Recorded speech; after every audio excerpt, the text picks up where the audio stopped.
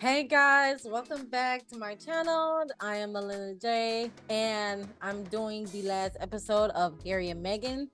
So just sit back and relax, and let's get into it. Excuse me. So what was discussed in episode 6? I call it liberation, because now they free. They free now. Okay, liberation. What was discussed was the couple arrived in California, where Tyler Perry takes them in, as well as enduring some painful losses like a miscarriage. I did not know that until now. As well as legal battles with the press due to them leaking the 5-page letter that they got a hold of that was supposed to go to her father. Okay. Also, Harry and Meghan creating their own lives outside of royalty. All right, so let's go ahead and get into it. Now, of course, it starts out with this is segueing from the C-19 hitting the global network in a global capacity. People are losing their lives, people are losing loved ones, and before Canada closes their borders, they was like, okay, we need to figure out where we need to go. So the best thing to do is to go to LA. So they arrived to LA, and they been, and since the wedding, go back to the wedding, Tyler Perry did wish to congratulate them, and I believe that was the start of them talking to each other, but not fully meeting with each other until the news hit about them leaving and relinquishing their titles from the royal family, and which caught Tyler Perry's eye because he has stated that he doesn't keep up with the royal family like that since Diana's passing. So with him seeing what happened to Mary, I don't know why I want to say Mary. My goodness. Um. But anyways, since whatever happened to Meghan and Harry, I guess that's like, I guess that's their couple name, Mary, because it's Meghan and Harry, so Mary. There we go, Mary. That is y'all name. That is y'all couple name, Mary. Mary. Okay. Anyways,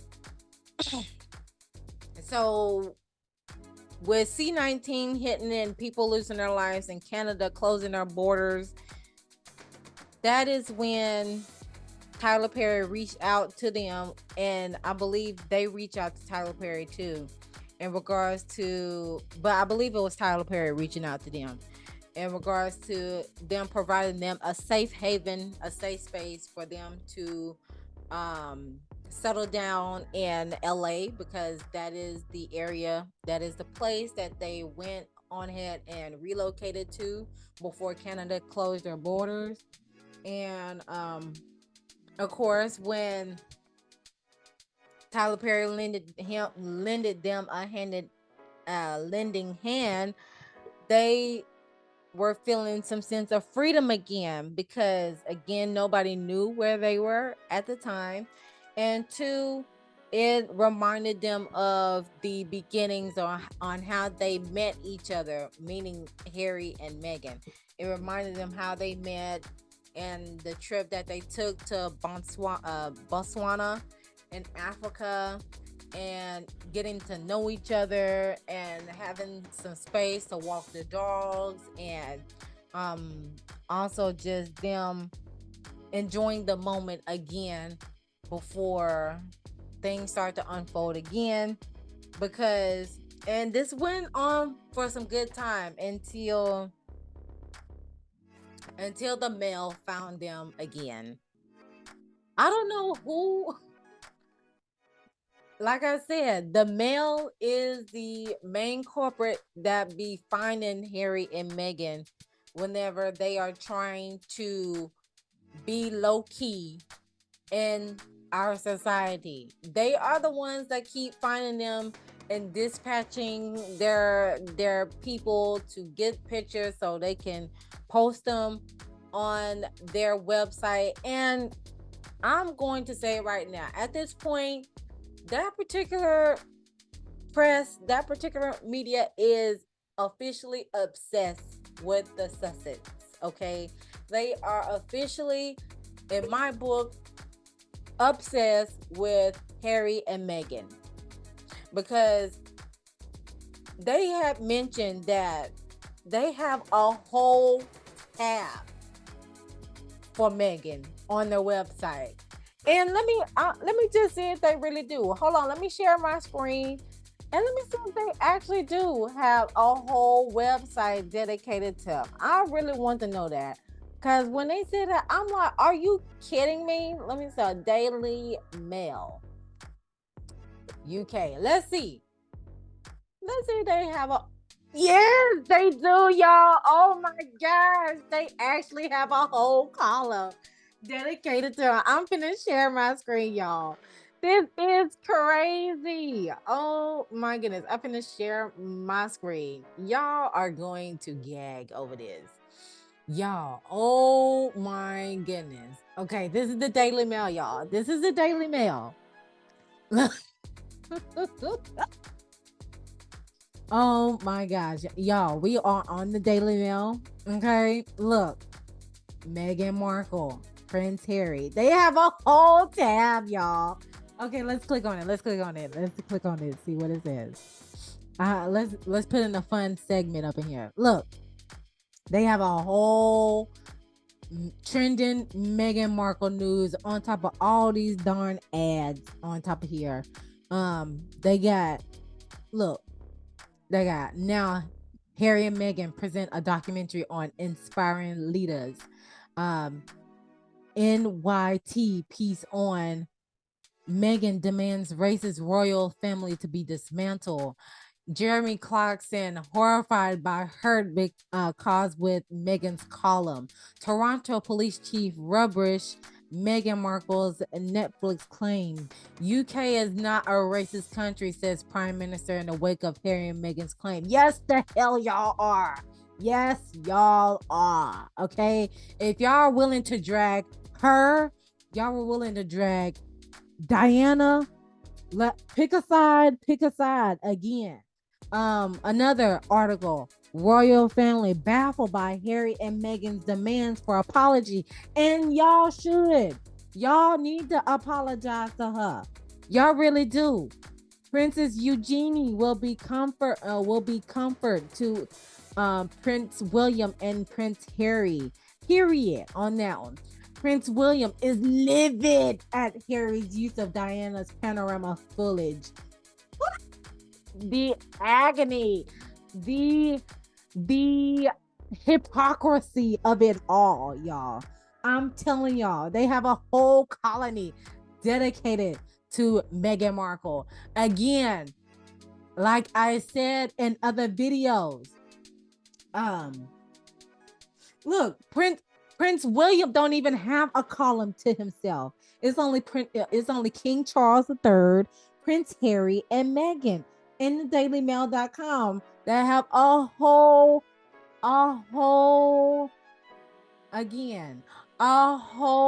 tab dedicated to them. Okay? They have a whole tab. So again, pick a side. I'm gonna stop sharing my screen. Pick a side. Y'all got a whole tab. Come on now. They just say they are your bread and butter. They are your bread and butter to how y'all are sustaining y'all media. Come on now. Y'all don't like them, but y'all want them. Y'all don't want them, but y'all do anything and everything y'all can to get a coin out of them. Y'all know how lucrative they are, sweetheart. Come on now. But anyway, when they said that they have a whole column dedicated to them, y'all see it firsthand.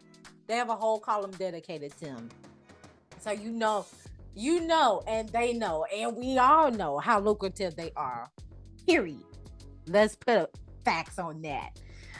Next, what was said and what was discussed is they started a foundation, Archwell Foundation, which is dedicated to mental health, environmental, and racial equity, if I'm not mistaken.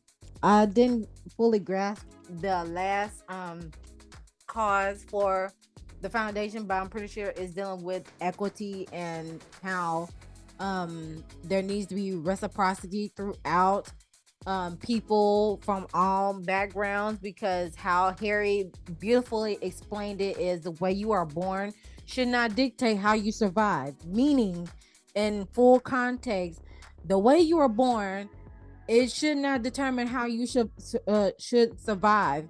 Meaning, if you want to accelerate in the pedigree realm based on the color of the skin, the background that you are, it shouldn't have to be no loopholes or gatekeeping along the way to get you there. And of course, she's all up, and then Meghan, she is all about women entrepreneurship. So she has a little segue portion of that within the foundation, if I'm not mistaken. But also, what was discussed within this episode was, again, the painful losses that they have endured, meaning the miscarriage. She had a miscarriage before she had Lilibet. As recalled, she was outside with a friend, with one of the friends, and she was holding Archie, and all of a sudden she had collapsed, and that's when she knew then that she was miscarrying the second child at the time. So and how that played with her mental health in regards to her miscarrying, because she was going through that legal battle of them folks leaking out that letter, and then some, painting a picture of what was written in that letter, but it was 5 pages. So they grabbed bits and pieces of it and put it together as one to make it seem as if, you know, she was a diva in regards to the relationship between her and her father. And again, there were some similarities, because when she made the announcement of the pregnancy of Elizabeth, it was literally the same day as Diana made a pregnancy announcement when she was pregnant with Harry. So I thought that was beautiful. And Harry is like, what a coincidence. And I'm like, that is not a coincidence. That is fate, honey. That is letting you know that your mother is by your side at all times. She got y'all. She got y'all. And I'm here to tell y'all, she has y'all back 100%, because y'all were able to do, y'all was able and still able to do is fulfill her legacy of once she has started, and y'all went the extreme. Y'all took it a step further, and y'all are doing what I'm pretty sure what she always wanted to do, and was going to be all the end all or be all for her when it came to you and your brother. But unfortunately, you know, she was not able to do so because of the passing of her. But y'all made it through. She helped y'all made it through. So don't think twice, Harry, that she is not there with y'all. She is there with y'all 100%. I'm here to tell y'all that now. She got y'all back 100%. Okay, 1,000 to be exact. Now, also was explained within this interview was not interview, but docu-series was the Oprah interview. The essence behind the Oprah interview between her and Harry was her explaining the transparency about her depression and the extremes that transpired to wanting to end her life because of everything that was going on. However, even though Meghan thought it was going to be, man, I am finally being heard. I'm finally able to put my story out there. We're finally able to put our story out there. And the fact that, again, it turned into a racial issue because there was a segment within the conversation about how dark the baby was going to be when Meghan has her child. And first things first, why are y'all worried about how dark the baby is going to be when she has the baby? Okay, why are y'all worried about that? If that allegedly, if that was a conversation that was happening at the time when she was pregnant with Archie, why is that even a conversation in the first place? And again, I said this in my Hair Tales video, and I'm here to tell y'all again. Black people, hear me once, hear me twice, hear me a million times. We are capable and able to make any color, any size, any shape of individual in this world. We can create a blonde hair, blue-eyed baby. We can create a brown-eyed, redhead baby. We can create a light-skinned baby. We can create a dark-skinned baby. We can create a tall baby. We can create a short person. We can create any race, any ethnicity, any color from head to toe. We can create it. So we need to stop the conversation, and that we need to stop having the conversation about how light or how dark the baby is going to be. As long as that baby is healthy, that's the only thing y'all should be worried about at the end of the day. That is the only thing you need to be worried about, is how light how healthy the baby is going to be. Not how light it is going to be, how dark it's going to be. Is the hair going to be long? Is the hair going to be short? Is it going to be blonde? Is it going to be brown? Is it going to be red? I mean, what does it matter? A person is a person at the end of the day. A person is a person at the end of the day. So again, I'm going to say it again, and I'm going to keep saying it until y'all get in your head. Until we accept it as a collective that melanated people, we can create any skin color, any hair color, any eye color, individual. Okay? It's up to the Most High on how it's going to come out to be. No matter how selective you are of, oh, I want a tall person so my kids can be tall. Oh, I want a light-skinned person so my kids can be an acceptable shade. At the end of the day, it don't matter. It really don't. Because just as selective that you are to choose the partner to make sure you have light-skinned babies with good hair, or dark-skinned babies with good hair, or a tall person that is athletic, or a smart person that could be a genius and an innovator at the end of the day. Some of it can play a part of it, but at the same time, if you don't know the background, if you don't know the genetics, if you don't know the history about it, the baby is going to come out on how it's going to come out at the end of the day. Okay? So stop it. Stop it with the hypocrisy of it all. Stop it. It always ties back to race. Again, no matter how much they try to bring some type of humanity in the spaces that they're in, it always turns out to be race. And it don't need to be like that every time. That conversation gets old unless you don't want to know the hard truth or get to the root of the issue or figure out how we can move forward in this racial issue,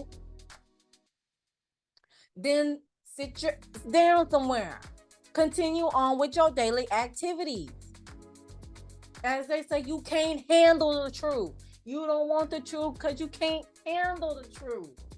But at the end of the day, in order for us to move forward, we got to get to the root of the issue of why the conversation keeps coming about. Because you don't want to hear about the truth. You don't want to hear it. You don't want to hear it. And that's okay, you don't want to hear it.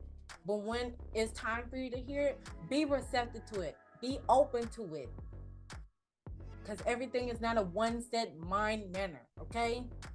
Anyway, after that Oprah interview, Beyonce had ended up checking up on her, and she was basically telling her that she gives her the utmost respect about her vulnerability and being, and about her vulnerability about everything that was discussed in the interview, and also her and Harry being selective of breaking generational curses that need to be healed. And for once, I agree with Beyonce on this one. I truly believe that Harry and Meghan are selected to break some generational curses, and it's probably in regards to the monarchy in this instance, because there has been a lot of dirty past within the monarchy in itself that needs to be revealed and healed, or just to be broken and healed. Because as long as it keeps getting blown over the wind, is as at least until somebody interrupts the pattern, it's going to keep going and going and going. That's for a good example. Good example would be King Edward, okay? King Charles' uncle, the one that abdicated the throne to marry Wallace Simpson, the 2-time divorcee, right? Okay. To make things right, even though Queen Elizabeth II held on as long as she could with her reign, she knew Charles was not going to go forward to a certain degree until he had Camilla as, as the woman beside him, basically the right hand man, whatever the case may be. Anyways, because I don't care less about them too. And he wasn't going to go through it, or he was going to make the change to where Camilla is going to be beside him no matter what. So that's why the Queen did what she did earlier this year, if I'm not mistaken. If it was earlier this year, that's why she made the decision. That's why she made that decision earlier this year, because it was almost that time. Usually when a pivotal figure like that start making some changes and they're in that transitional phase, I knew then she was in the midst of transitioning when she made that change of making Camilla queen consort for Prince Charles at the time. And even though she made that right for him, he is not making it right for Harry. And the reasoning why is because when Harry tried to come to you man to man about a plan that they can still be royals, or they can still fulfill some duties, but be low-key at the same time, because they don't want to be the royals that always take over the limelight of whoever's in sovereignty, right? They don't want to be the ones always in the spotlight for lies being told on them, and the list goes on. And the fact that you did not meet him halfway in regards to the plan that he tried to provide you in order to either stay within the institution or be 1 foot in and 1 foot out of the institution. That shows that you're still continuing that cycle. Meanwhile, Harry, he broke it. He's like, okay, since you want to continue, since there's no plan, and you're not meeting me halfway, then okay, we'll just leave at this point. So even though your mother did right by you on making sure the woman that you love stay by your side with a particular title, right? You didn't make it right for your son. So therefore, your cycle is being repeated, but Harry managed to break it. That's what I mean by that. And at the same time, there were other family members in the family as well, royal family members in the family that wanted to marry other people, and they were divorcees as well, and they couldn't, because if they did, they would have to relinquish their title. So the cycle kept continuing, and then it kind of cracked with Charles when it came to Camilla and the title, but it still progressed on because you not doing right with your son, even though your mother did right by you before she left this earth. So that's what I mean by, and that's what Beyonce meant as the generational curses, and them being selected to break them so they can be healed. And after that interview, Harry got a text from William, and from the way he pointed it out to Meghan for her to read, it seemed like Harry was in distress, because whatever was in that text message, I'm pretty sure William came at him sideways, like, how could you? And this is you deliberately disobey me type of thing, like Mufasa type of tease. That's what it seems to me when Harry showed that text message of, William texting him, and she's like, what am I reading? And then Harry's like, read it. And yeah, and that's what led her to hug him and comfort him, because it's almost like, dang, my own bro is still not, he still don't get it. And of course, that leads, following through after that interview, that's when the birth of Lilibeth Diana came about in June of 2021, and which that brought some newfound newness and essence amongst the couple and the people that love them and support them. It basically brought a sense of completion. And then finally, rekindling relationships. So with her finally, and also with her and Harry finally getting into the groove of the day-to-day life and being their own individuals and being the best parents that they can be to Archie and Lilibeth, it led to her wanting to rekindle relationships with the people that she once fell out with, when the news broke about their relationship going public, and them getting engaged and them being married, and just trying to weed out the ones who were there for her and not there for her. So again, her niece she rekindles the relationship with her niece, which is her Samantha Markle's stepsister, or Meghan Markle's stepsister daughter. So she has rekindled her relationship with her niece that she had once had a relationship with in the beginning before news broke about their relationship. And I'm pretty sure there's some other people that she had reached out as well to, try to rekindle a relationship and just have a unit a village of people that actually love and care about them. And she also asked Tyler Perry to be Lilibet's grandfather. I mean, not grandfather. Oh gosh, no, godfather.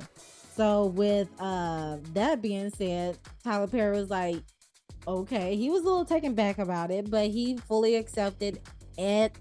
But in one condition or a couple of conditions of if they were going to do the little ceremony thing, he would rather for it to be private and not public. And if it has to be held at this the protocol ceremonial type of thing in the UK, then he'll be fine with it, but he would just rather it keep it quiet.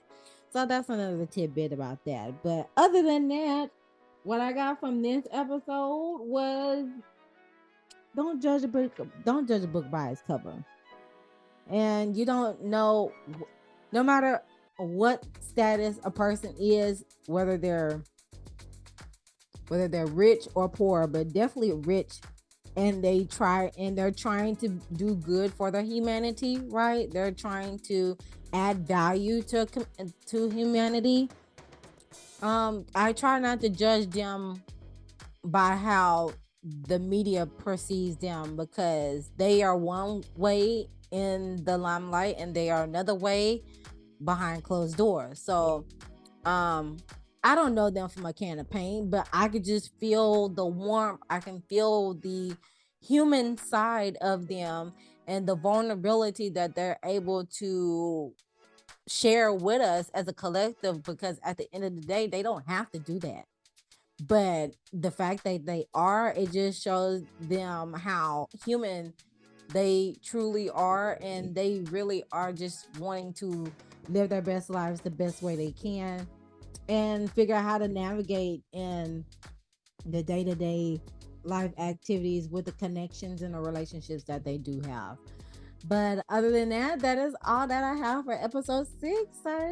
And the last episode, y'all. I thank you all for tuning in to this video. Be sure to leave your comments down below in the comment section of what you think about the review, or what are your thoughts about the series, and have you watched it? Let me know in the comment section below to continue the conversation. Also, don't forget to like the video if you haven't done so already. Subscribe to the YouTube channel for the ones who've already subscribed. Hello. And if it's your first time, welcome. If you are, if you are a ongoing, coming back, so to speak, a community member, so to speak, I need to figure out another phrase for the ones who've already been subscribed to me. But yeah, welcome back. I'm trying to be consistent as I can, you guys, but due to the work that my job, it being the peak season, it has taken a toll on me, and it has me wanting to rest a little bit more than usual.